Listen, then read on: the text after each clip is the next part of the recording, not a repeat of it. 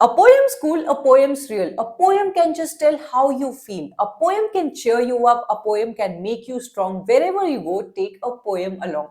Hello everyone, welcome back to my channel and welcome to the daily practice of questions. जैसा कि आप सब लोग ने देखा कि I just recited a poem जहां पे आपको बहुत अच्छी तरीके से दिखाई दे रहे होंगे कुछ phrases, कुछ स्टॉप्स, कुछ फुल स्टॉप्स जहां पे हम लोग थोड़ा सा पॉज लेते हैं जिसकी वजह से हम लोग के पोएम में एक थोड़ा सा फील आता है। हम लोग को बचपन से पंक्चुएशन मार्क्स के बारे में बताया गया है कि कॉमा आ जाता है तो आपको थोड़ा सा स्टॉप लेना है, वेयर एज एक फुल स्टॉप आ जाता है तो आपको एक लंबा सा स्टॉप लेना है। अगर ये सारे स्टॉप्स एंड पॉजेस के बारे में हम लोग पोएम के टर्म्स में बात करते हैं तो उनको क्या कहते हैं, उस पे बेस्ड है हमारा आज का क्वेश्चन जो कि है आपके सामने।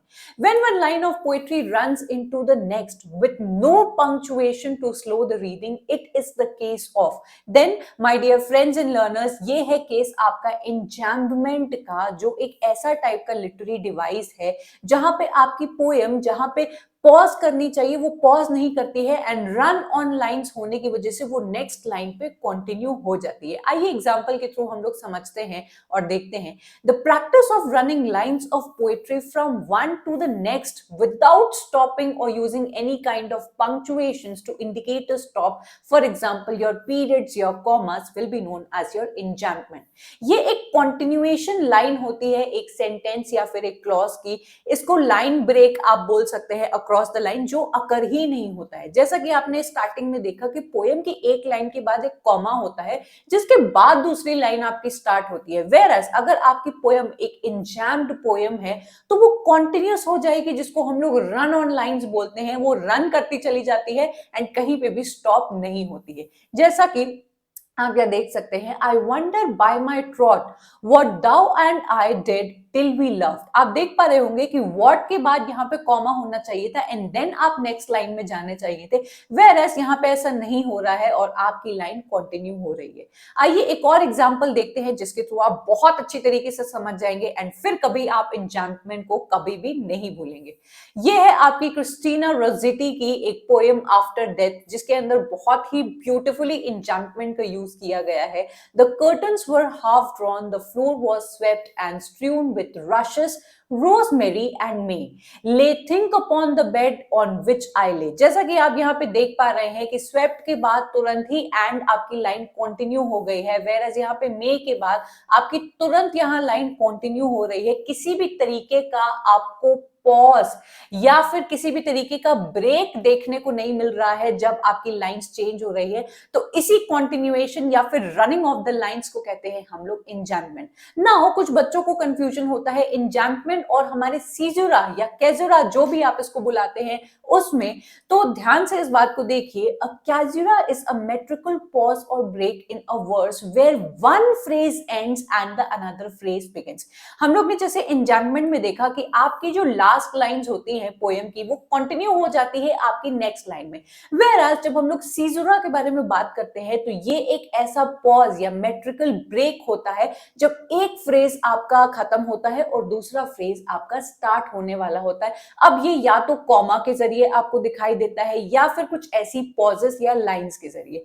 It may be expressed by comma, a tick और टू लाइंस, जैसे कि यहाँ पे ऐसी दो लाइंस बनी हो सकती है, ईदर स्लैश्ड और अपराइट। इसका बहुत फेमस एग्जांपल है आपके विलियम शेक्सपियर की Winter's Tale. It is for you we speak, not for ourselves.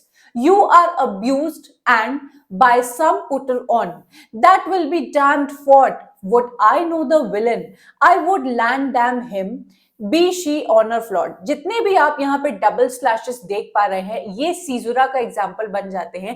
अब आपको स्पेसिफिकली या एम्फेटिकली ये पोएम्स में नहीं दिखाई देंगे। ये एक टाइप का मेट्रिकल पॉज होता है जिसको पाते ही आपका जो रीडर होता है थोड़ी देर के लिए वहां पे पॉज कर जाता है, जैसे कि टू बी और not to be, that is the question. जैसा कि आपने देखा टू बी और नॉट टू बी के बाद आई emphatically stopped over there and उसको हम लोग इस पॉज को कहते हैं आपका सीजुरा। आई होप ये आपको दोनों क्लियर हो गए होंगे और अब आपके मन में किसी भी तरीके का कंफ्यूजन नहीं बचा होगा।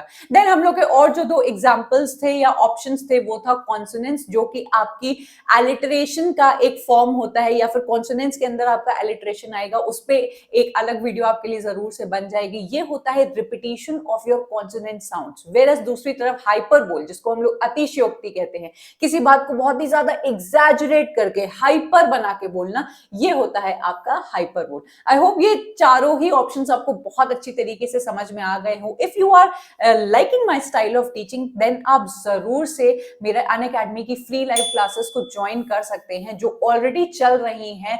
1 महीने से हमारी ये क्लासेस चल रही हैं and this is my handle, आप जाके देख सकते हैं। इतने सारे फॉलोअर्स ने ऑलरेडी फॉलो कर लिया है एंड हम लोग ने बहुत सारे वॉच मिनट्स को कवर किया है, which is a very very good thing. These are the things which I am covering on each day, जहां पे literary criticism, literary movements, literary theory and cultural studies को हम लोग डेली बेसिस पे कर रहे हैं। मेरा टीचिंग स्टाइल जैसा कि है वो होता है to the point, content relatable examples, accuracy with PYQs. मेरी कोई ऐसी क्लास आपको नहीं दिखेगी जहां पे आपको पीवाईक्यूज ना मिले। हम लोग पहले एक पॉइंट को उठाते हैं और उससे रिलेटेड सारे पीवाईक्यूज को उसी क्लास में देख लेते हैं, which my learners and my students enjoy a lot and benefit a lot. So do check out my classes, link आपको डिस्क्रिप्शन में मिल जाएगा।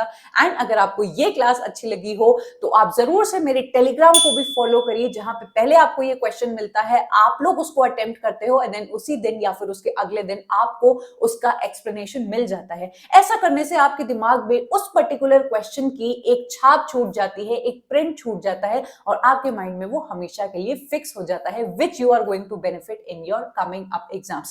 So like this video and also drop down your comment कि आपको कैसा लगता है and how are you benefiting from it. कोई ऐसा कॉन्सेप्ट है जो आप समझना चाहते हैं, नहीं समझ में आता है, वो भी फ्रीली कमेंट करके जाना and I will definitely make a separate video on that. So up till then, bye and take care.